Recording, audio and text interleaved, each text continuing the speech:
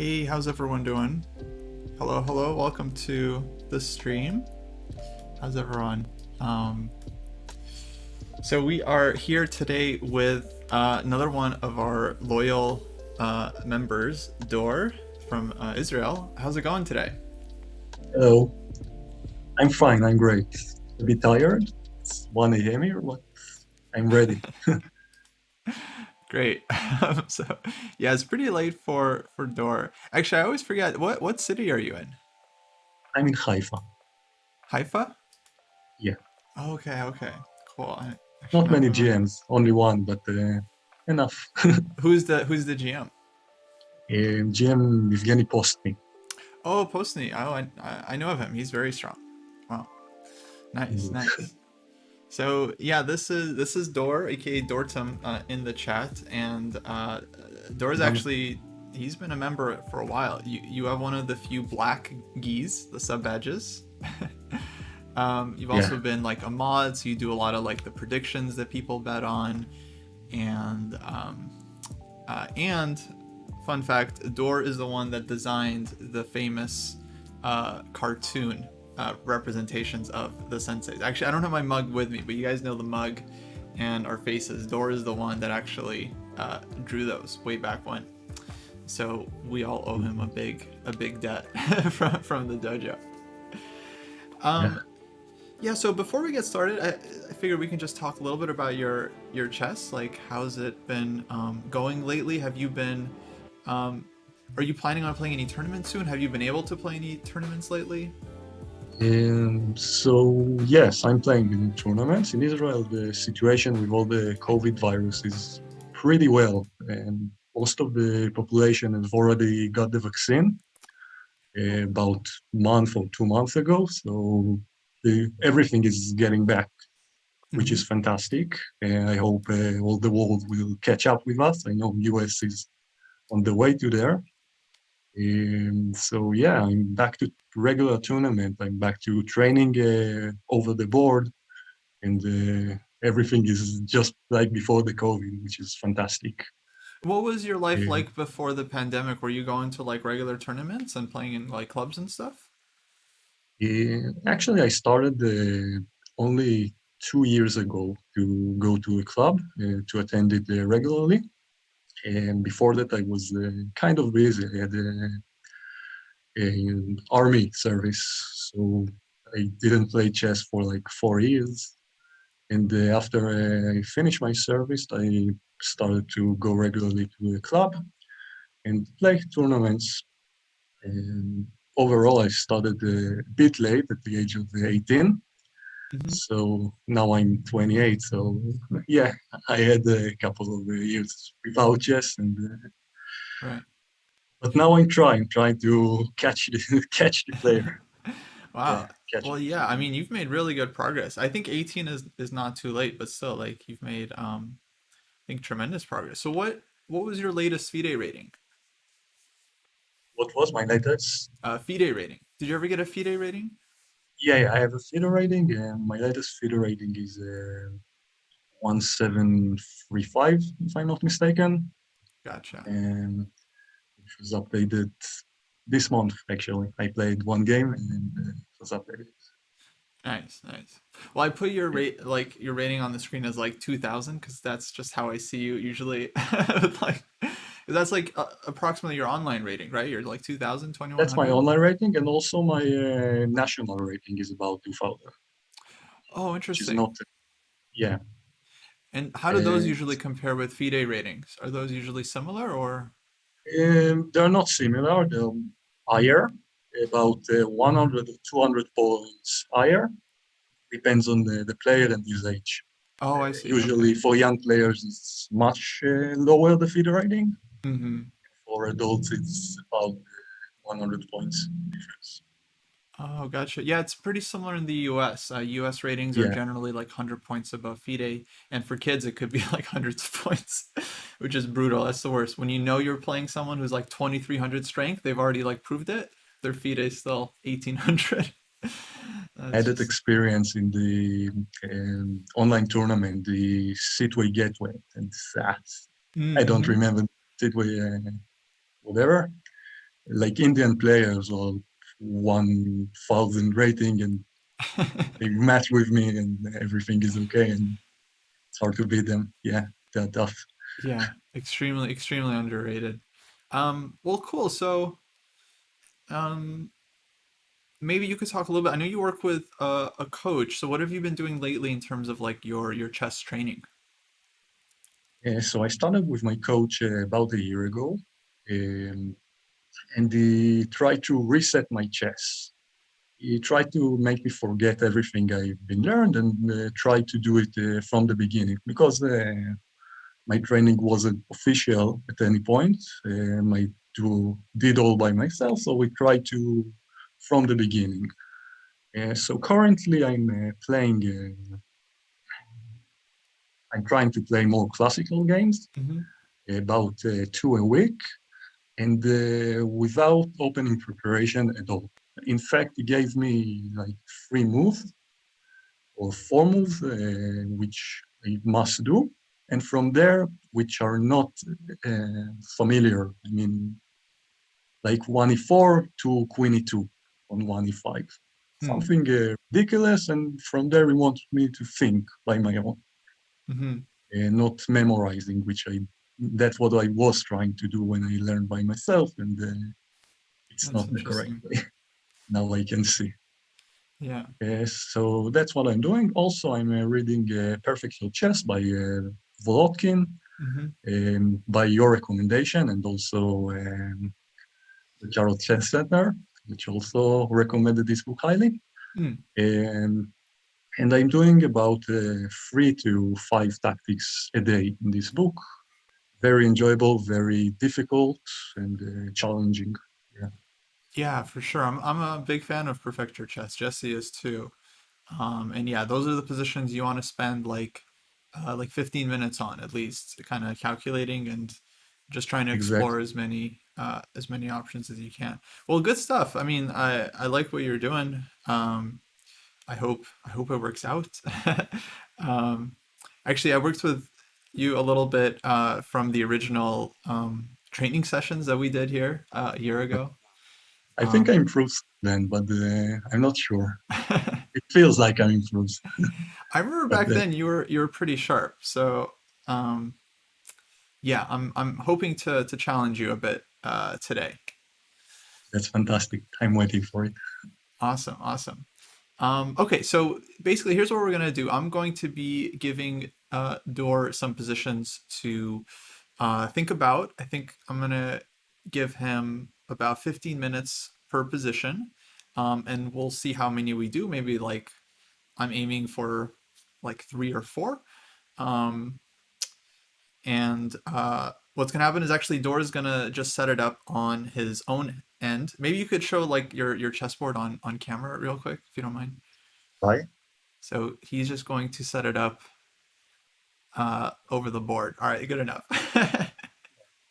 It's empty right And now, but you got all the pieces cleared off, which is good. That's the right way. That's how you start. So you can put them on.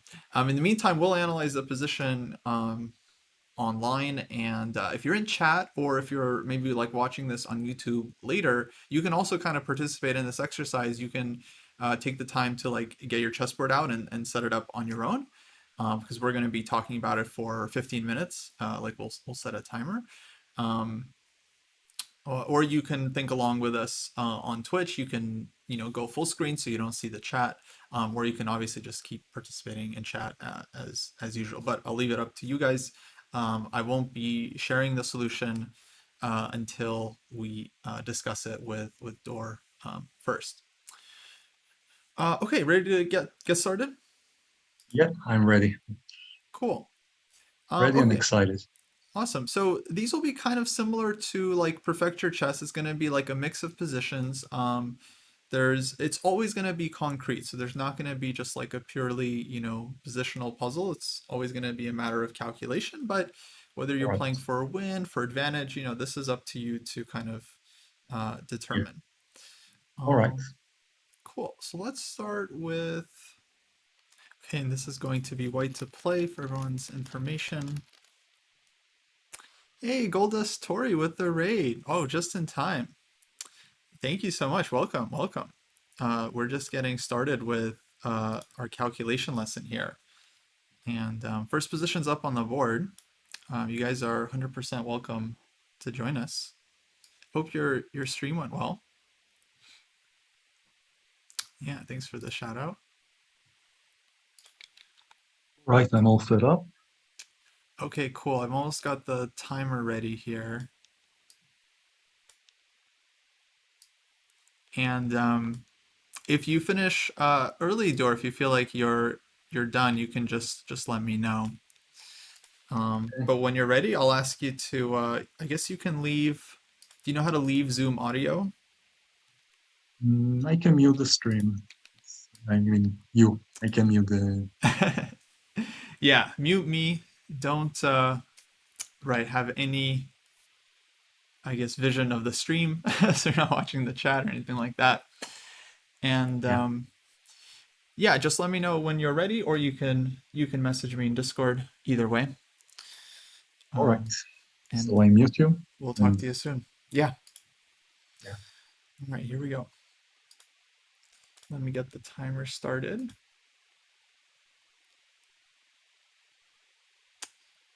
And sweet.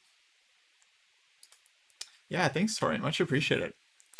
Okay, guys. So Dor is now setting up the position. All right, yeah, he has it set up. He's now calculating or trying to figure out what to do.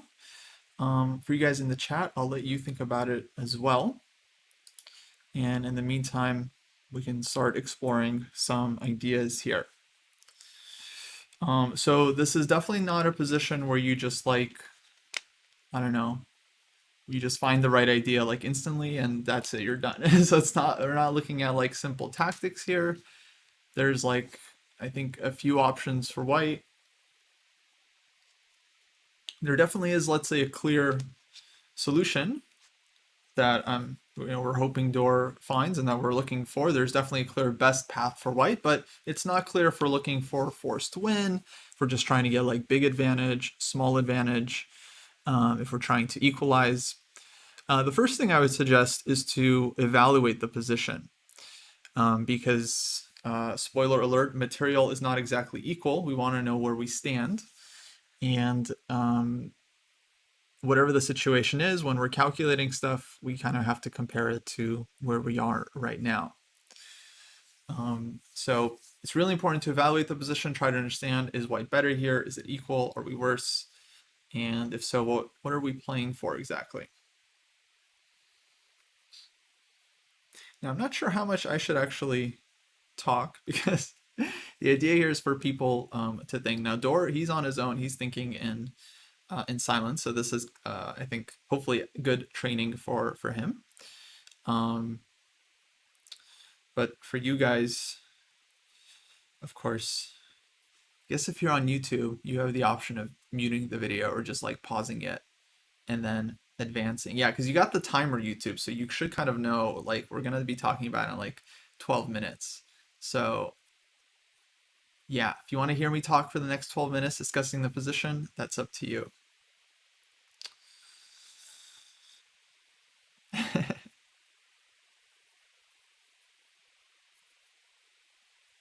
Okay, so we had a couple different evaluations. Race to GM said equal material. It is white to play. Then someone asked if white is a rook down.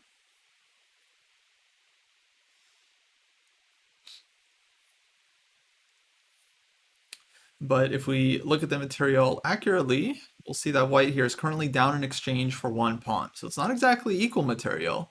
We are down in exchange. Does feel like white has some compensation, of course. So we can say white has compensation. That would be like a legitimate evaluation. Exactly. Piece and a pawn for a rook.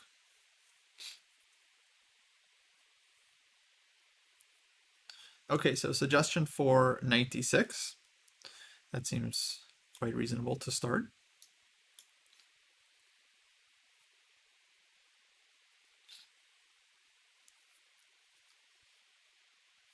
And yeah, definitely really, really interesting position.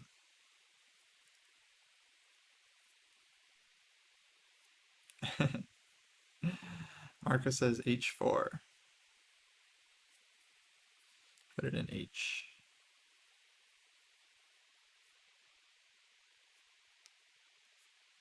Hey, what's up, D-Tron?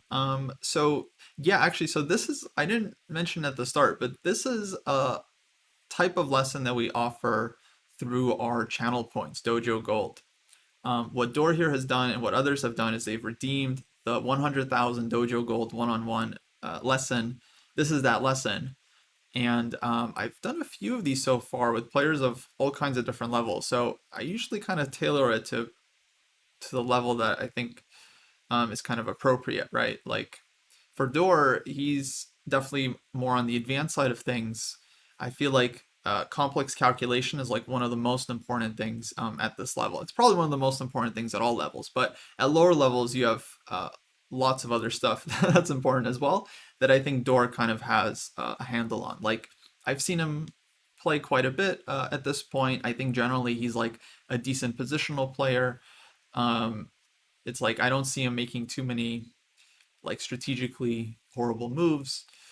It's really I think just comes down to like concrete calculation for players of this level. If they can really like grind and work on their calculation, and this is beyond tactics, but like looking through many different ideas, especially in a position like this where you don't exactly know what you're playing for. Are you playing for like a win here? Or are you playing for forced win? It's like it's just a position, right? You're just forced to calculate on your own. Being able to be like really accurate and concrete in these kinds of positions, I think, is worth a lot of improvement when you're at the stronger end. So the lessons aren't always exactly like this, but I thought for Dora this felt very appropriate. And also, this is the kind of thing he's doing on his own with this book, Perfect Your Chess, which I would feel like has kind of similar problems where they're a mix of like concrete and strategic calculation. And what can I say? It's just not easy. It's not easy to actually find good problems. I think, like, I'm not sure on this one, to be honest. This is, I think, the first time actually giving this position to like a student. So for me, it's kind of experimental. We'll see what Door comes up with. Um, but yeah, I think the position is interesting and definitely a lot to think about here. How well did I do in Perfect Your Chess? So I started that book when I was around, I want to say like 2200 or so, USCF, I think. So my FIDE was probably a little bit lower, maybe 2200 FIDE. And at first it was definitely difficult. I think for like most players, like the problems in that book are really hard. But once you kind of like do it for a week, 2 weeks, you, your concrete calculation improves. And if you like review the solutions, you kind of start to understand like the kinds of moves and ideas like that the puzzles are looking for. You basically become much better. I felt like I got much better at spotting candidate moves, to be specific, like finding ideas that wouldn't have occurred to me before you kind of go through the grueling training of that book where you're just like forced to just find like move after move, resource after resource. And it's honestly like very inspirational as well because all of the positions come from real games and many cases the player found the move. So it gives you this feeling like, oh, this is findable over the board. This isn't just some like random computer tactic that was missed. This is something that someone actually came up with. And like you can kind of um, recreate that process on your own time. Yeah, Perfect Your Chess generally is recommended for players like 2200 and up. Or if you're like extremely ambitious, you know, like Door, who's I would say not exactly yet in that rating range, but you feel like your calculation is already at a strong level where you're like, you know, you're really good with the simple tactics, kind of like Puzzle Rush, like you're getting up to 30, 35 like pretty easily. Then yeah, that's kind of like the next step. Is there a baby version? Well, I think before working on a book like that, it's really important to just master your like basic tactics and your combinations first. So it's like, you know, it's hard to find like the really, interesting exceptions to the rules if you're not like super familiar with just like the fundamentals of forcing calculation. So I think for most players, just working on like forcing tactics is already going to be like sufficient training, because there's many different themes, and it's not like the themes are super simple. You need a lot of you need a lot of practice to like build up that pattern recognition, right? We're talking about solving like thousands of puzzles before you feel like you have some kind of solid foundation. All right, so Ferdyset says knight takes g5, hg, bishop e3 can be a good start. And then someone else suggested bishop a4 followed by knight a6 from Phil. Race to GM points out if bishop g3, there's rook takes d4. So that's a good point to kind of understand that, you know, black has tactics as well. It's not like white can just do anything here. So that's a good find. That's the kind of move that, if you're not looking for it, so easy to miss during the game. JSAD likes knight d6 followed by h4. Michael says on knight d6, maybe black can just take it, just give back the exchange and play that position where their material will be kind of equal and identical. That could be an interesting position to try to think about as well. Okay, got another suggestion for knight g5 and then rook c1, rook a c8, bishop a4, putting pressure on c6. Yeah, could be an idea. Black wants to play knight d5. Well, from black's point of view, that does look definitely like a square that black enjoys in this position, this d5 square. So yeah, that knight is going to need to be rock solid.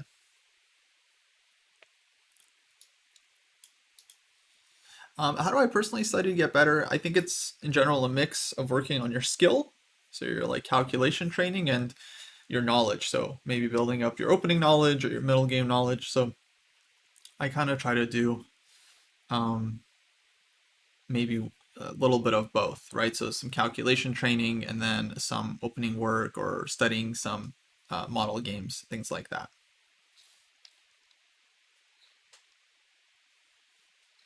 Okay, Micro also likes knight g5 and bishop e3. How do you build up your middle game besides puzzle? Well, I would say the main way actually of building up your middle game is to study annotated games, which you can find in a variety of sources, books, videos, all kinds of stuff.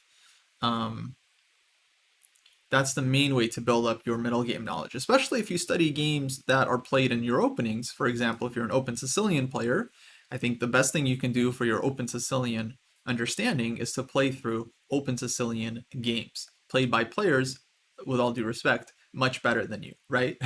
Study how the GMs and the masters play the openings that you play. I think that's kind of, to me, that's just the most straightforward way of building up your middle game understanding, which will of course then help your openings. See, a lot of people, I think they get a little bit backwards. They think they got to study the opening because, well, I'm always going to get the opening every game, right? So I got to study it. But the thing is, you don't know what line you're going to get in the opening, right? You don't know what variation you're going to get. Your opponent could, play into anything, right? So what you will get every game is a middle game that resembles the opening you play. So you might get like a Caro-Kann middle game, you might get a Sicilian middle game, you might get a Ruy Lopez middle game, you might get a King's Indian middle game, etc. Right? So if you really want to be prepared for like any game, study like the middle games in the openings that you play, and then you'll feel like you kind of have an understanding of the position no matter what variation is played.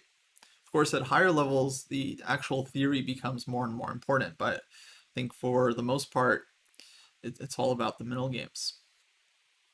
I guarantee you guys, I could have like great opening prep in any opening of my choice, and like a strong GM will still outplay me just based on their understanding of the game, their general understanding, their calculation skill, so it's like, oh, that's the timer. The study of openings won't take us everywhere. Anyway, how do we get on this topic? Let's check in with Dor and we'll see what he has to say. Was that loud? I'm sorry. I don't know how to. I don't know how to turn the sound off. So how My is my time? apologies. Hey, perfect. We just finished the timer. Great. Okay. I mean, not so great, but Oh. let's. Yeah, I have an idea, but I'm not. I didn't calculate it till the end. That's fine. Let's discuss this one. Let me invite you to my analysis board if you want to get to chess.com. All right.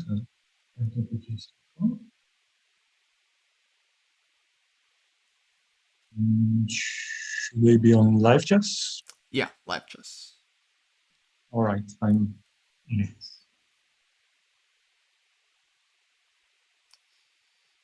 Okay. Let's see. Oh, so we might not be friends.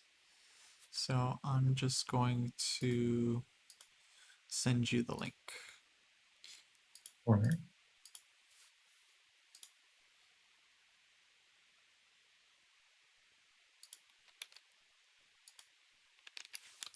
Okay, you should be able to access it there.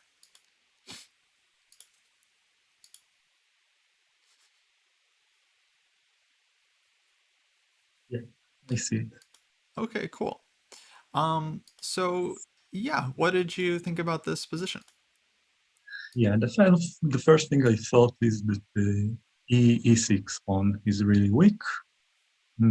So I thought if I can take it, I mean, knight takes e6, and I see that it doesn't work Mm-hmm. because knight e6 and I don't have anything.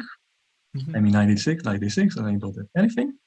Also, if I'm not doing it right now, the knight d5 is really strong move.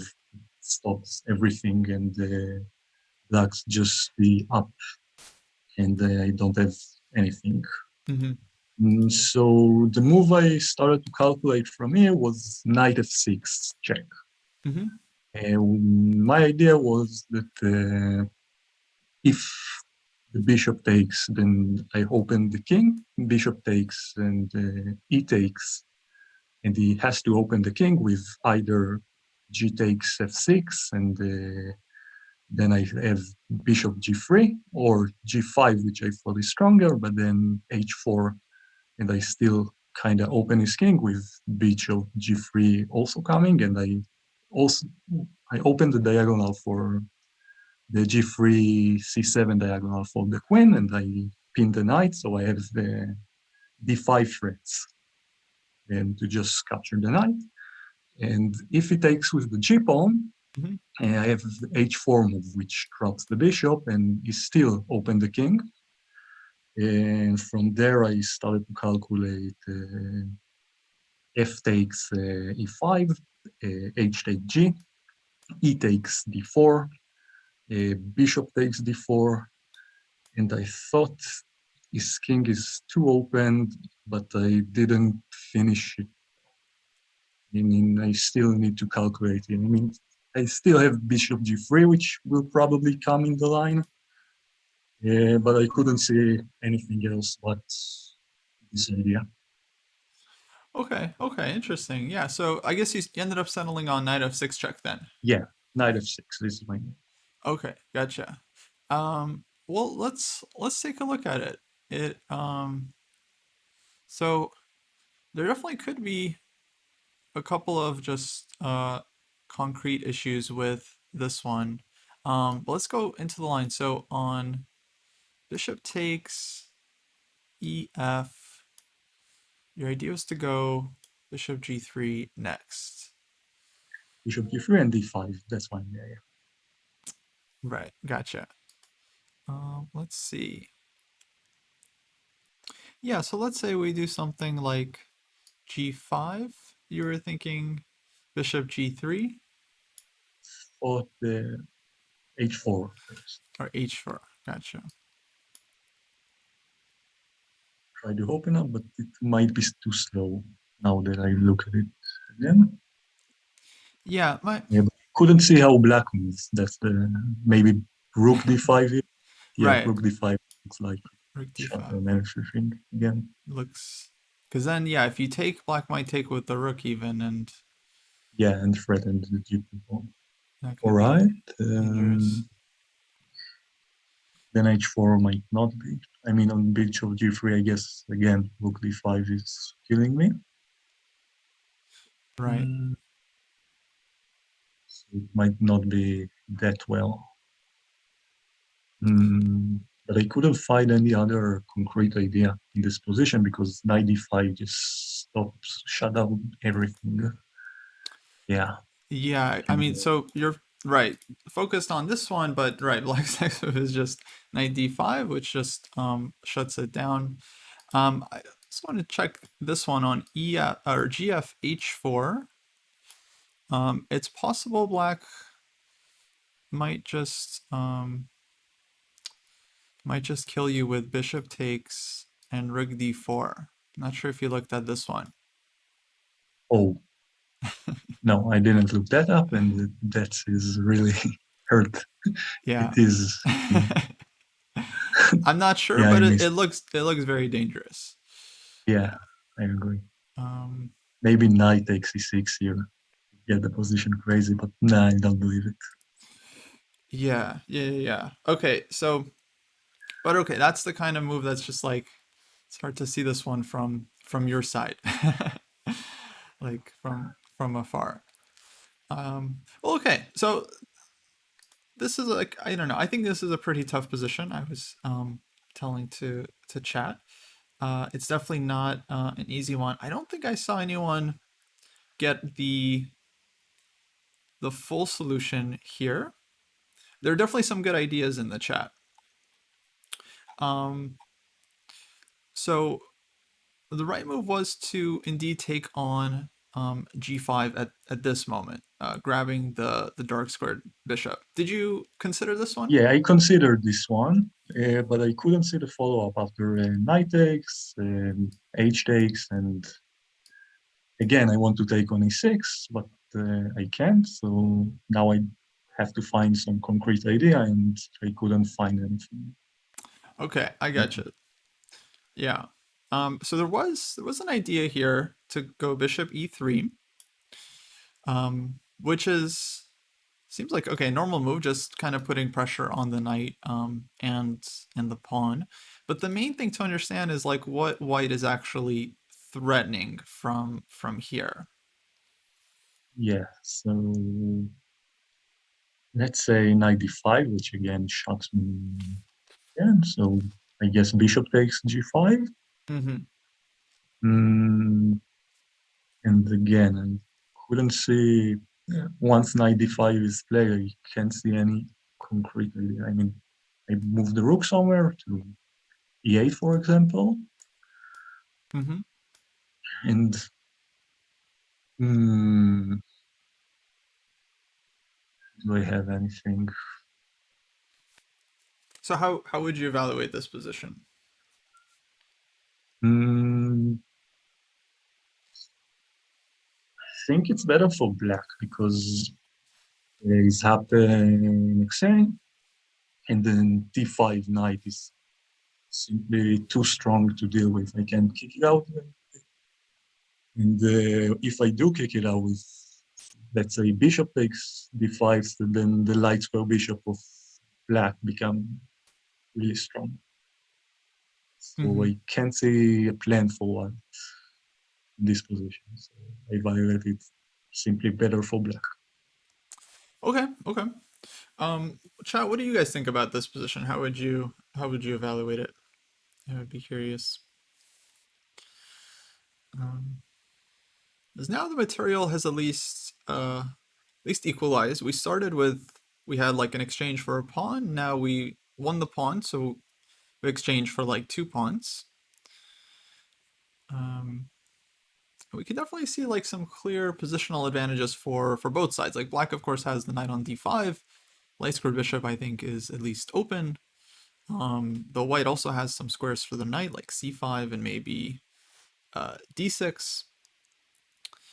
And yeah, it feels like the dark squared bishop could be quite a good piece here for white. Yeah, I evaluated the position to be actually much better for white here. Really? Um, yeah, definitely. So for me, the main thing is it's actually like black is the one with uh, no counterplay. Like it'd be very hard to go f6 in this position without like opening up the king. Um, there are no targets on the b file. It's very hard to attack the d4 pawn. Like if our bishop is always covering the d8 square. Basically, white controls a ton of space, and one possible plan for white, I would think, is just run the h pawn to like h6. I don't exactly see what black would be able um, to do about it, other than trying to just play for some f6 And counterplay. Maybe white would put the rook on e1 to kind of for example, discourage on this. rook b8, rook a b8, you will play a3 simply Yeah, to rook stop a8 the. definitely move, but there might be knight a6. That's the Yeah. tactical problem. So basically not easy for black to really organize here. Um, but if we do get rook b8, then yeah, maybe a3 can be played one day for white just to control Okay. the b4 square. Interesting. Um, so maybe we underestimated this one a little bit just in your calculation because it seemed like you felt like okay, if the knight gets to d5, you basically have nothing and you're always worse. Yeah. Even if you win a pawn, but say this pawn was definitely quite important. But then the next question is, well, let's say black doesn't go knight d5 immediately. What if black plays queen e7 first and tries not to give the pawn on g5?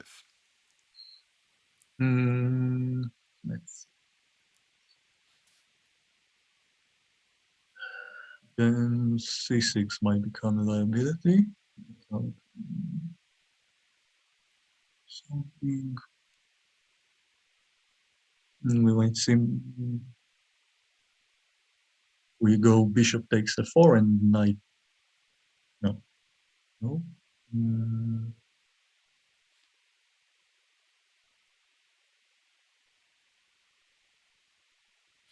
maybe simply knight e4.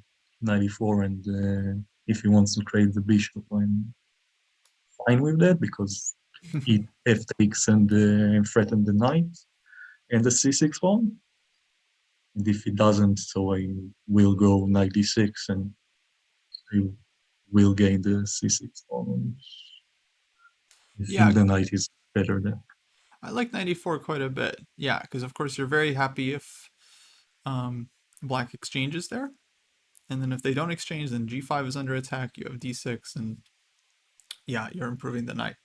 Okay, even stronger actually, just to use this pressure and play this move h4. Whoops, h4, All right. where Yeah. the knight is just undermined and the pawn is hanging behind. So it's actually kind of a strange pin that Stronger, yeah, it's a stronger variation to the one before where they played knight d5, but here bishop g5 is spinning the queen. yeah, actually it turns out even worse than before. You're right, because now white is taking and already forcing f6. Um, so this is kind of, let's say, the deeper point behind white's play. I would say without this move, it's not the super clearest paths. This one is kind of important uh, to spot, but basically it wasn't like, let's say, it wasn't a ton of moves needed to be calculated here, but this was just about kind of spotting uh, Yeah, I completely this missed weakness. bishop e3 and I missed evaluate the position after knight e5. Right. But that's okay. That's okay. So this is actually one of my games from a few years ago, and yeah, actually the game continued queen e7 h4. Um, Black played king h8, and I went g3 and just kind of forced the win of the g5 pawn. Then the game continued Yeah, f6, and I went bishop d2. Bishop d2 I kind of liked because I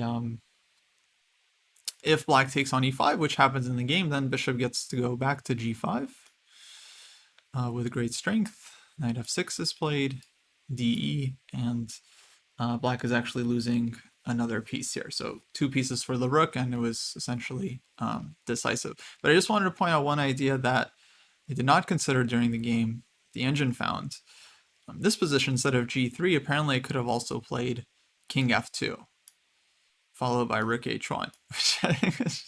Oh wow, yeah, and then hg that's bishop crazy. c2. Yeah, it comes with like great force. But okay, that was just a q1. Anyway, let's go to our next position. I'm gonna give you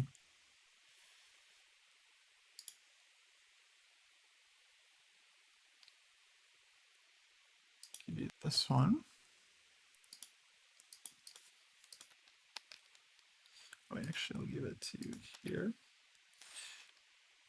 Okay, so you can go ahead. You can minimize live chess. I sent you the position in Discord. All right, so I'll arrange the board and mute this. Yeah. And this one is again white to play. Okay, let's start the timer. Looks like door is ready.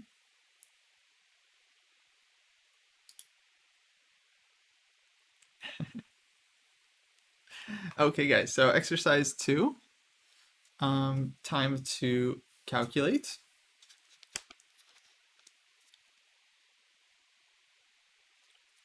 So I'm giving door 15 minutes. Yeah, white to play. And, this is not intuition training. We're not looking for the first move here. We're looking to practice our decision making, right? So we got to imagine this is like a real game. We have some time on our clock, maybe like 45 minutes, maybe an hour. We don't want to spend the whole hour thinking in this position. We have to make a decision. And we don't know what we're looking for. We're looking for win here, better, equal, what's happening. Are we playing for just small advantage? In a game, you never know what's happening, right? So that's what makes calculation so difficult. You don't know exactly what you're looking for. You don't know when to stop and think. Your intuition can tell you what to look at, but then you have to actually go and calculate it out. So Alexa says intuition says that rook takes g6, followed by takes queen g7, queen e6 check. It's good for white. And that's a very good starting point to calculate. So it's like kind of a mix, right? Intuition drives our calculation, and then our brain tries to actually, work things out. Because we always want to sack the rook, but like, can we actually get ourselves to do it?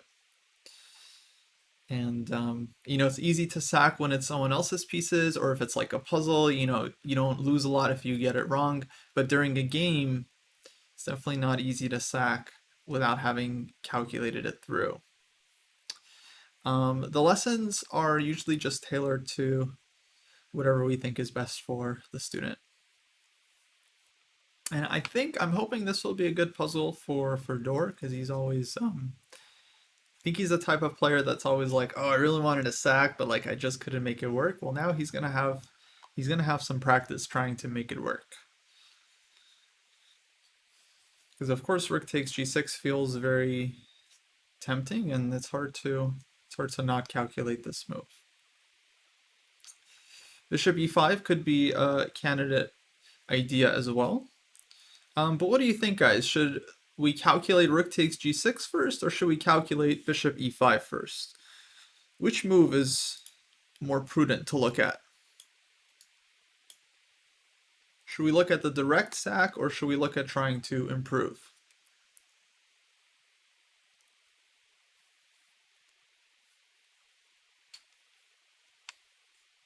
So it's kind of split. It's kind of split in the chat.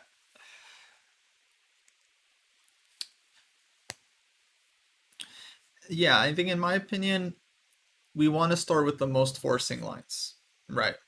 So our first thought should not be like, like this looks like a good move, just some random queen move, or like, this looks like a good move. Our first thought in this position should always try to be, how can we be as forcing as possible? Because if this works, if this wins the game, then we're done. We don't have to look at how to improve it, right?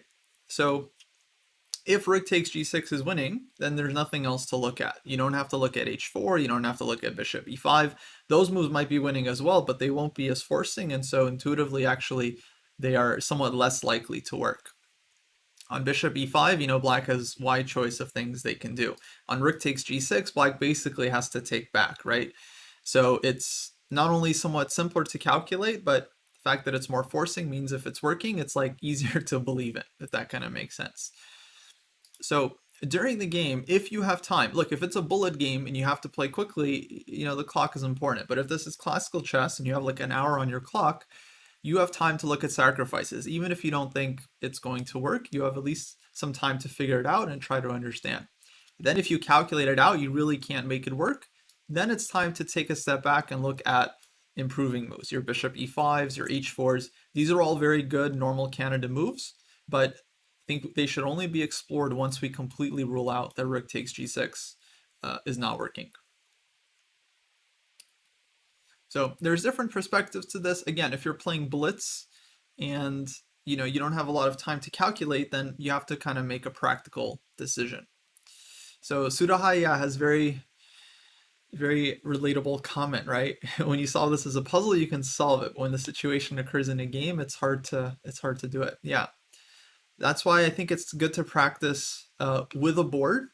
I think keep in mind, guys, that Dor here is solving it over the board, so there's no temptation, for him to make a move. When we're solving it online, we always just want to make the move and see if it's right. Like raise your hand if you would have already played rook takes g6, and then just move on. If it's right, okay, you play the next move. If it's wrong, like oops, I guess it was wrong. Yeah, of course, during the game, you can't make any arrows. You're not allowed to take notes. Here, I actually asked Dor to write down his answers just because I think that's good practice when you're working with, when you calculate for 15 minutes, you're going to have different lines, and it's good to write your stuff down so you don't forget, like, what exactly you concluded. It also makes your decision, like, kind of more forcing, not forcing, but in your mind it's like you're committing to something. So in a game it's kind of like similar, because in a game you have to make a move. You have to make a move. And so even if you think intuitively rook takes g6 is working, you might be scared. You don't want to sack, you have a good position, let's build up and wait until we're sure. And this isn't the kind of sack, I would say, oh, just go into it, see what happens. Right. This is one where if it doesn't work out, we could end up down a lot of material. But again, this is advanced stuff. This is not supposed to be just like easy for everyone. I'm not expecting everyone to just solve it in like 2 minutes, 100% accurate. This is difficult. It takes a very high level of calculation, I think, to get it right here. Now, if you calculate a rook takes g6, you spent like a good couple minutes on it, you really can't make it work, then by all means, chess is a practical game. You don't kill yourself calculating the move you think is best. It might just not work, right? Then you got to find a way to improve the position. So that's totally legitimate. I just want to make that clear. Me fail a puzzle? I've never gotten a puzzle wrong. How dare you? Never. Not once. Okay, that's a good line from Chaxis. So we can start analyzing this one a little bit. So take, queen g7. That seems forced. If the king is going over to h8, we always have bishop e5. From there, we want queen e6 check, rook f7, and then bishop e5. If queen h7, rook g3 check, king f8, bishop d6, rook e7, take, and rook g8. Ending in checkmate. Okay, and Gross thinking takes, queen g7, queen e6, rook f7, bishop d6 at the end instead of bishop e5. So after bishop e5,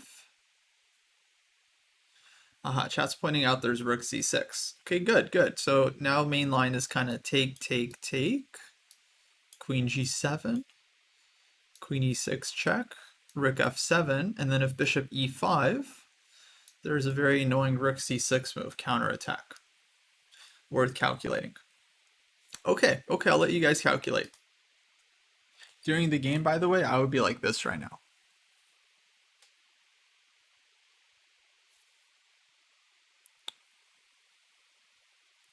I don't know if you guys calculate like this online, but over the board, you got to do something got to do something because it's hard to just kind of stay upright the whole time. You got to like, yeah, yeah. People know. Somehow you just feel more focused when you're like this.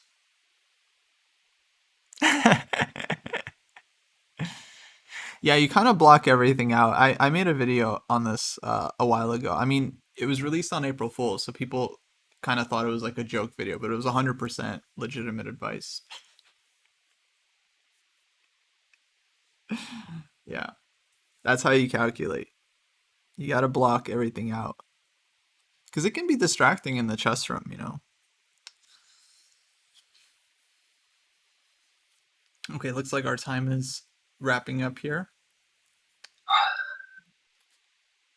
I'm still stuck in the last line, but let's try it. Yeah. Let me actually the same link should work for the analysis board. Uh,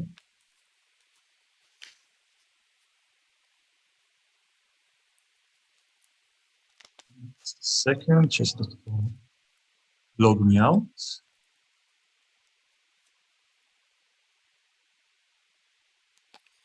All Okay, right. cool. Alrighty. So yeah, what were your thoughts here? So first I try rook takes g6, but I quickly figure out it doesn't work because of h takes g6, queen takes g6, and queen g7, and the king can find shelter on h7. So I tried bishop e5.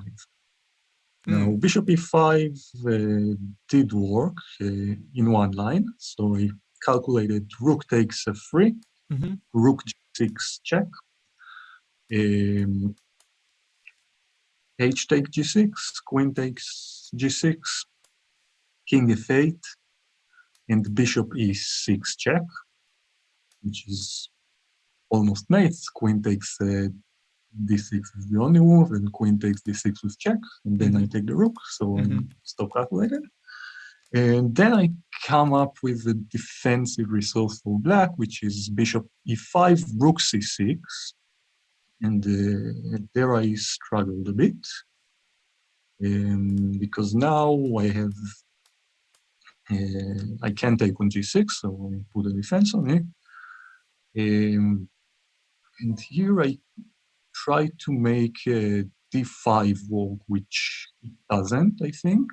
Mm-hmm. d5 almost robs the rook, but knight takes d6, and I can't really pin the knight or do anything to it that I could see.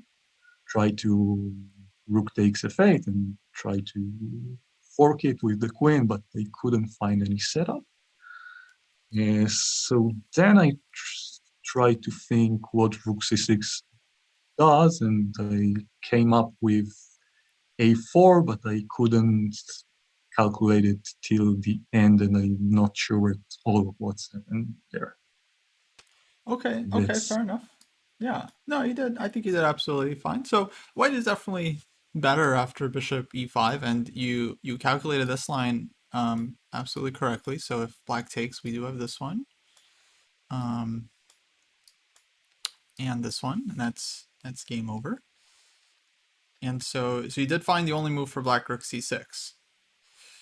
Um and okay, here you have options. You know, you can take on f8 and go like h4. You can maybe think about a move like this, trying to set up the sec on g6. You're definitely Yeah, I better. You thought know, your about bishop is very rook strong. g3. I thought about it a bit, and then I couldn't find out the move after queen f7. Mm, Queen f7 is really strong there, I think. kind of annoying. Yeah.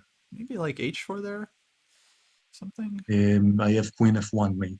Ah, no, it's not mate, but Yeah, maybe h4. It's yeah, yeah. I King agree.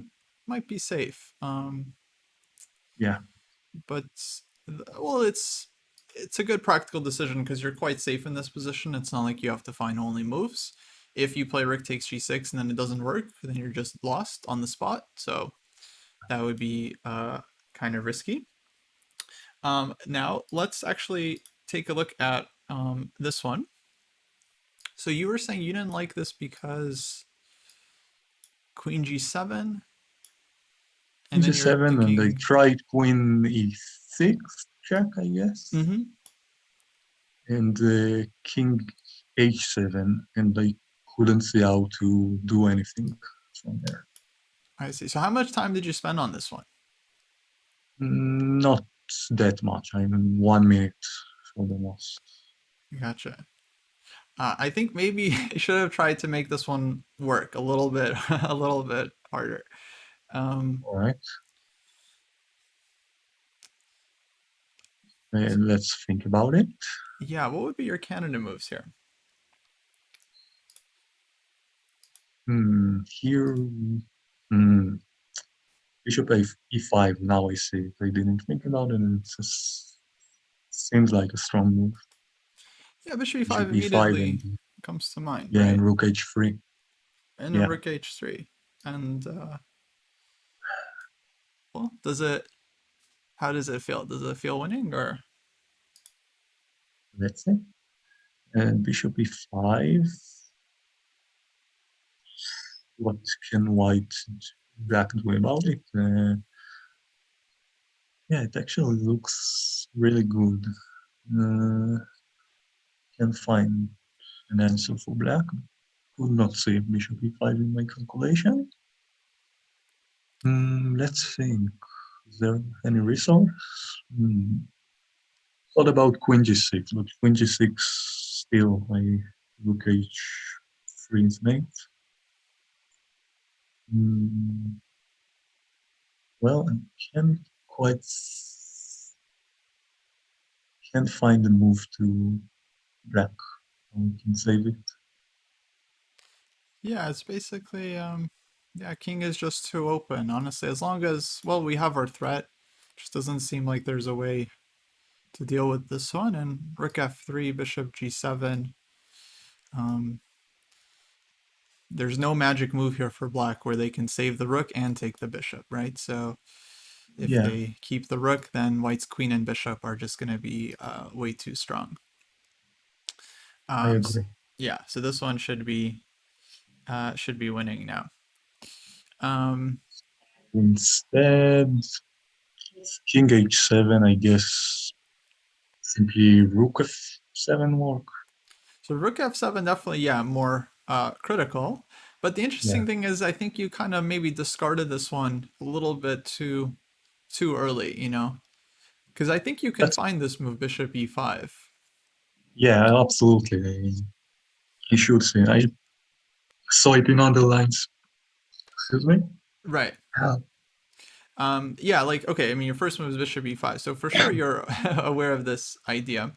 But it's No, I couldn't see it clearly until the very end that Bishop H5 cleared the third rank for the Rook. And until very late when I tried to work out Bishop E5, Rook C6. oh, I And see. Mm-hmm. Gotcha. so at the start, I didn't see it. Yeah, I didn't see it all. Bishop E5 and Rook H3. That's why I discarded. I Right. So you agree kind that. of well, I would say basically if you focus on this position, I think you'll see it as long as you're just visualizing it. But it's kind of a maybe a question of not really believing in the sacrifice because then you don't fully like try to make it work. You don't use like your full kind of like energy. Versus if I just told you like, okay, the move is rook takes g6, now you have to calculate it, you would spend a ton of energy and for sure you would kind of see the full line. Yeah, So this is one of the things during the game I think is kind of hardest. It's like you never really know if the sack is going to be working or not. You just kind of have to like believe and assume it works until you find the refutation, and then you have to, of course, be willing to give it up if you do see one. what I usually do is try to imagine the pieces where I want it to be. I mean, and try to see if I have enough tempis to make them to put them where they belong. I Mm-hmm. mean, I imagine them, right? So, for example, if I would show that the bishop clears the third rank for the rook, the third line, so I would see it. And But since I couldn't imagine the rook on h3, so it wasn't there. Yeah, I see. So that's kind of, yeah, different way to think about it, like working like backwards a little bit, trying to figure out where you want your pieces to be. Let's also take a look at the key line here after rook f7. So yeah, people in chat were analyzing this one because this is, well, yeah, definitely a key position where white has to find a winning plan. So bishop e5 is again kind of like most obvious move, but people point out, oh, we got James Blunder in the chat. What's up, Badur? Also pointing out rook c6, really strong response from black. And then it's not clear what white is doing. I think the key line someone mentioned is queen e8 check, queen f8, rook g3 check, king h7, and in this position, white can try, if rook h3, I think rook h6. rook h6, yeah. And black is defending, but white can try rook g7. The idea of deflecting the rook away from the queen. Here even queen takes g7 seems to be better for black. I mean, yeah, even queen g7, but also only queen g7. Yeah. Yeah, nothing else. But queen g7, black keeps two rooks and the knight for the queen. So best case scenario, white is getting a perpetual or something. But yeah, in my experience, two rooks and the piece is very hard for the queen to overcome. Even if the king is open, if the pieces are coordinated, like the checks get covered, the queen is going to feel extremely helpless. So I think I would definitely take black here. Absolutely. So that's the issue with bishop e5. But some folks found a different move here, bishop d6. And that one is a nice find. That one kind of stops rook c6 from black, or at least blocks it, covers the rook from possibly going to the f8 square, and again sets up white's rook to use the third rank, like g3 or h3. Yeah. That's a really nice move, but can't I just play...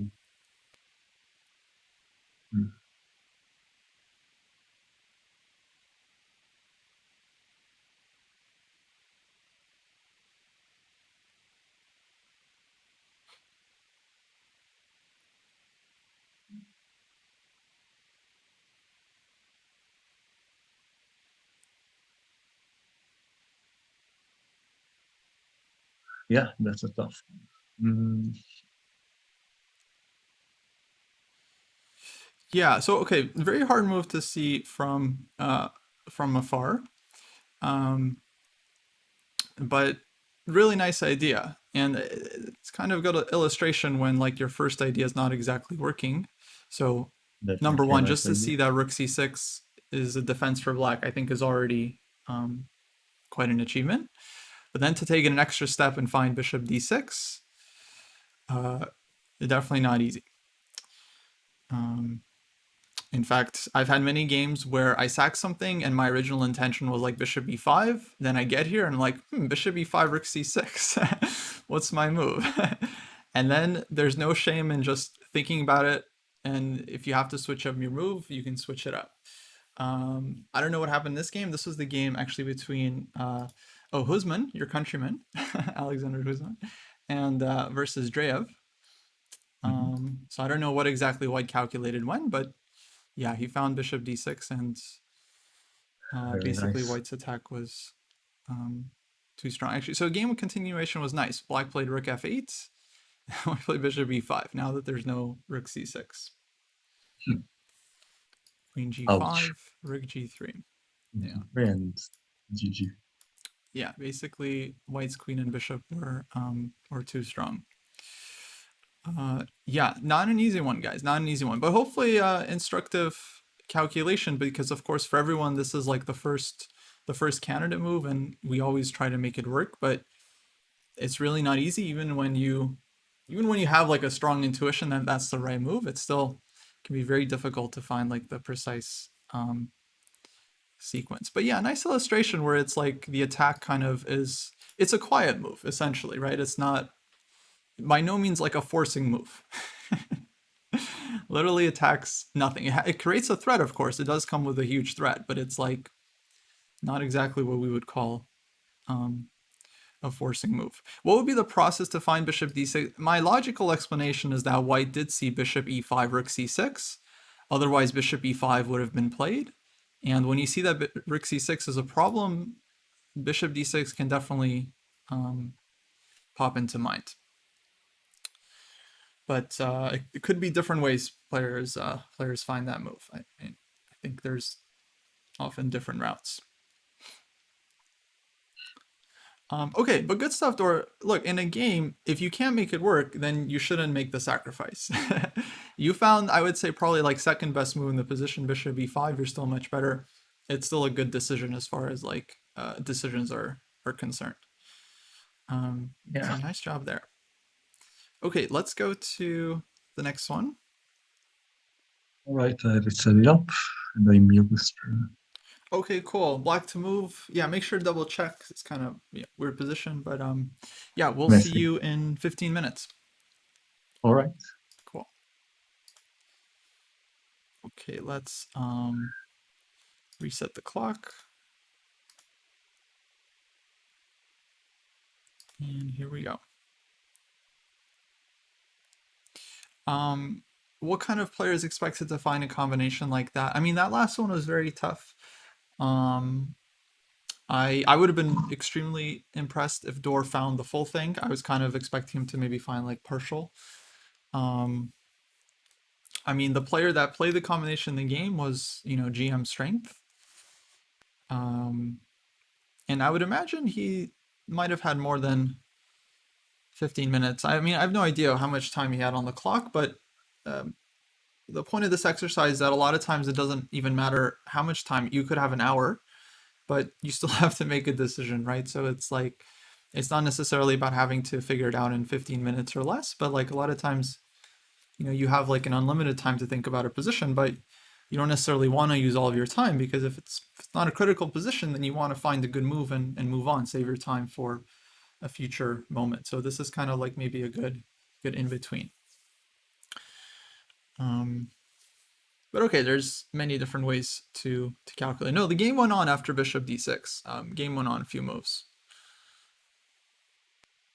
Is something like that calculable? Yeah, I would say so. I would say that was maybe just, I would call that like a difficult combination, but for sure findable for strong players in rapid.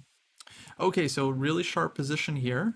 Both sides seem to have some threats. So this is, of course, something where we just got to be extremely, extremely concrete.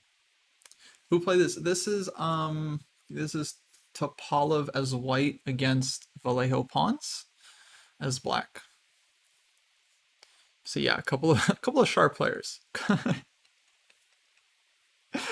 It's actually funny. They like the two of them have like reputations both of just being extremely, extremely dynamic players. Have I put this position on stream before? I don't think so. Chat's mainly looking at queen e1 here, bishop e3 check, and then promoting, which is indeed a very forcing line. MB Mar also wants to consider f takes g6, which of course should be considered too. Okay, Alexa says the calc has to continue. So take, bishop e3, king f1, promote, queen f7, king d8, and then d6. Or bishop takes f7 and then d6. Yeah, lots of good books for positional understanding. We have a page of recommendations that I'll put in the chat,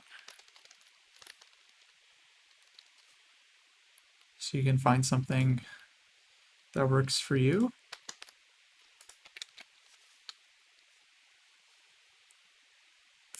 Yeah, absolutely. We get that question a lot, so it's much more useful just to have a page of books.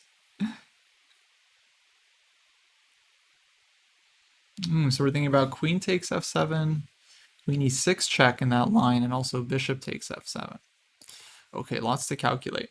I'm not sure, Pleafers. I honestly haven't heard a lot of players say that they never used books. Quite the opposite, actually. Yeah. They likely learned the material elsewhere, if anything. But I read lots of books. Queen takes d5 a move. Well, we have to calculate.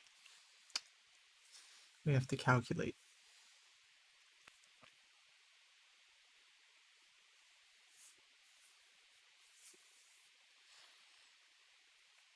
Yeah, that is true. Nowadays, there's many different training tools. Yeah, not easy. Not easy, but hopefully it's working your visualization. If it feels close, if it feels like you're like really, really close, then that's good. It means you're close. so, so try to like really focus, and it's like just outside of your reach. That's good. That's good. I think I'm ready. Oh, sweet. Cool. Okay, let me pause our timer. Yeah, it was about 12 minutes. So what are your thoughts here? Basically, I narrowed it to only move, which is queen takes e1. Mm-hmm. And my calculation was queen e1, bishop takes e1, only move, bishop e3 check, and king f1. Because any other move loses really hard. Then c1 equals queen, and then I had to calculate all black's attack. So I had two moves there, which is bishop takes f7 and queen takes f7, both followed by d6. Mm-hmm. So let's begin with bishop takes d7, f7, sorry. Mm-hmm. So bishop takes f7. My only move is king d8, d6. I'm threatening with queen g5 mate, or queen g5, knight f6, queen takes f6, and I'm not sure about my position. Mm-hmm. But there I found rook c2. Rook c2, and I clear c8 for my king, and I threatened rook f2 check, and queen takes c1. And so the other move is queen takes f7 and d6, which Yeah, let me also just redo the arrow. So take, check here, promote. So queen f7. Yeah, king d8. is with queen f7, king d8. And then again, d6 looked like the only move. I mean, queen e8 and king c7, and I don't see what white got there. Mm-hmm. And I think my attack is too strong because bishop d2 come. He can't really stop. So d6 again, but on d6 I have queen c4 check. I'm simplifying, and I'm up for rook. Gotcha. Okay. Yeah, very good. Let's put it on the board. So we want to take, check, promote. And yeah, I'm glad the calculation definitely didn't stop here. And I really like that you saw both queen takes and bishop takes, because yeah, maybe we could say queen takes might be the simpler one, because on d6 you found queen c4, and that's just endgame with an extra rook. And okay, important to point out that white doesn't have bishop a5. We have a square, we have b6, so we're okay on this one. Yeah, I think maybe hard to line probably to see bishop takes f7, but yeah, you absolutely nailed it. King d8, d6, and then rook c2. It was my one problem I got sort of right. No, I mean, they've all been really hard so far, so this one, yeah, went great for you. So this is a really nice resource because you create an escape for your king, and you create very concrete threat, which means that there are no time for white to make a quiet move. I think people are also suggesting bishop takes f4 here, which is definitely a very reasonable idea as well.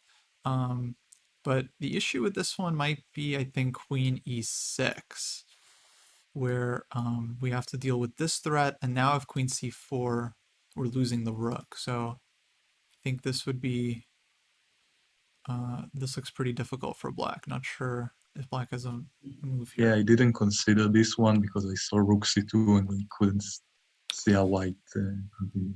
Yeah, no, rook c2 is a really nice find. Very, very nice. I think this was probably seen in the game. So this is the game between Topalov and Vallejo Pons as black. Um, really, really Mhm. well played. And okay, the key is to just understand that white's attack here is not immediately fatal.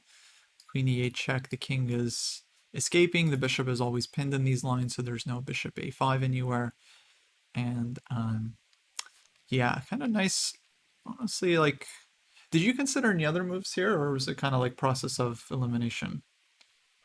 Briefly considered queen takes f2, but really briefly. I mean, queen takes f2, and then after king takes, bishop e3, and he takes f4. But it was really brief consideration because I don't believe it at all. I see. Yeah, yeah, yeah. Um, so yeah, actually, let me finish up on one line here. I guess actually one move to consider would be just fg6. Did you have any thoughts on this one? No, actually, I saw the king is so unprotected, so I tried to attack him. But let's think about it now. Mm, looks like rook takes e5, simply really strong. E5, knight takes queen c8 can take. And if not, king queen g4. Let's see. Perhaps simply queen take. No, no. Mm,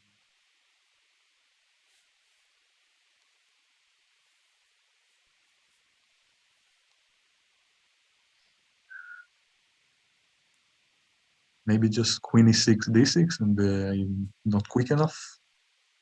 um, yeah. So actually, I think this one definitely is worth considering because I mean, if you can Yeah, of course. Yeah, it's a just take take the piece. catch. Yeah. Yeah, I believe the issue is that white just takes, let's say king d8, bishop b6 check, knight takes, um, Oh yeah, the bishop is not pinned there.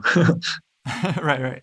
Bishop's not pinned, and then um, white, I think, can even just start throwing in checks, doesn't have to take the knight right away. And it's very difficult for black to escape the perpetual. King d7, queen e6, king c7, queen c6. King goes Yeah, this way, just taking. Basically, never giving black a chance to block with the rook or anything. So yeah, making a draw here. Hence why black has to do something a little bit more forcing instead. And okay, realizing he's not getting mated here, and he can go for the extra queen. yeah. Well, I first calculate the forcing move, so queen in one was the most forcing move. So yeah, Yeah, no, I think simply that's works. absolutely a good way to do it. There was one, I think, remaining question about this line. Um, yeah, if white goes queen g5 check, king King c8, c8, queen mm, g8 no check, check. Mm. King king g7, d7, d7, right, bishop d5. king a7. Well, then No, no, king a7. that'll be a queen a8. King b6, and if king no, that's hmm, We can definitely try to run up the board. But I wouldn't be too surprised if we can't gonna just go rook the six also considered. c6 here, No, I maybe. can't. I think I can. We can't run up the wall. Queen d8 is problematic after king b6. Let's see. Actually, king b6. We'll try this one. You say queen Queen d8? a8, yeah, queen Mm-hmm. d8, Let's say and we keep advancing.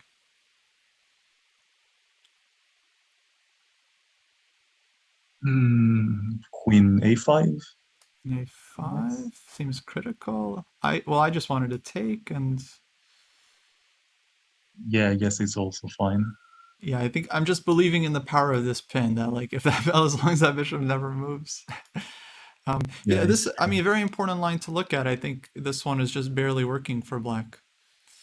Um, Yeah, absolutely. I don't know why I stopped calculating. I just didn't believe in white. uh, Uh, no, it's but okay. I mean, yeah, this is super deep at this point. What no, I can you should have do? continued to calculate because it's all forced. I mean, forcing checks and hits. So, yeah, Yeah, it is. It is pretty. It is pretty forcing. Yeah, absolutely. But okay, cute line.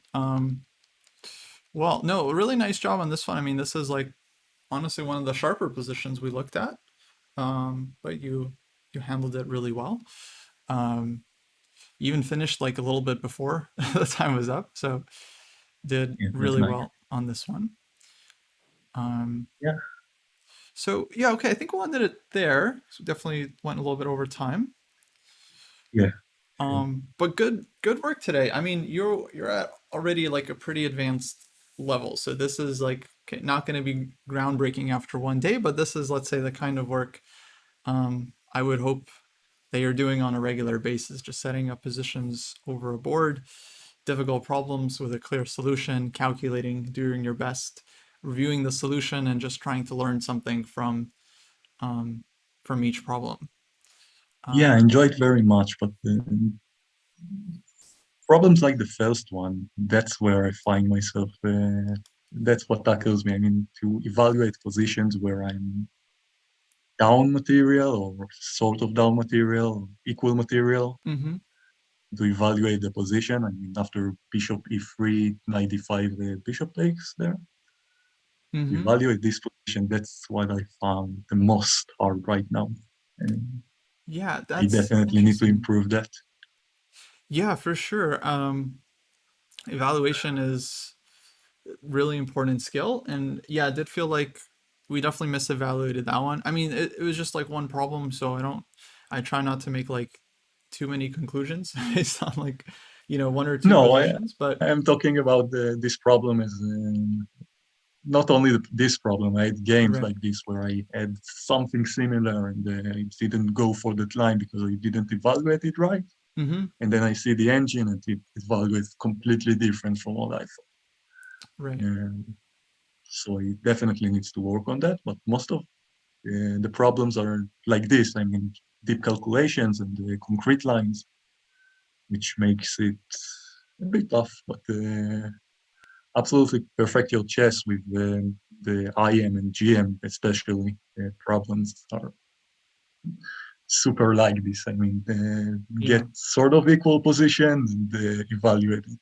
So, Right. A lot of like, those just end with having to find the correct evaluation to understand that you're better or to understand that you're equal, but you have nothing better anywhere else either. Um, exactly. well, I'm totally with you. I think this is a common issue that players have, and the way to work on it. Usually, I think number one, you have the awareness of it, which I think is really important. So now during the game, you kind of have to keep your bias in mind so you can work against it. And I would suggest the next time you have a decision, you're down material, you're not sure if you have enough compensation. Uh, Maybe try to go for it. Try to convince yourself to um, to make it work because you might be underestimating the power of the material. um, it's also just very good to analyze these types of positions like exchange sacrifices, positional pawn sacrifices, this kind of thing. If you're lacking material, actually a great source is just chessgames.com. People make Mhm. collections and you can just search um, like exchange sacrifices in their collections, or you can Google chessgames.com exchange sacrifices, and I'm sure someone has made a collection of like 100, exchange stacks, and then you can like Oh, play for through. sure. I have but Badur was here before. I really admire him. He always willing to sacrifice everything, exchanges and pieces. So yeah, and also Richard Rapport is one of the Yeah. most fun guy to watch, and also so I do know how to sacrifice, but when it's equal, when I'm down exchange, that's fine. When I've planned, it's also, but when I don't have planned, it's a bit harder.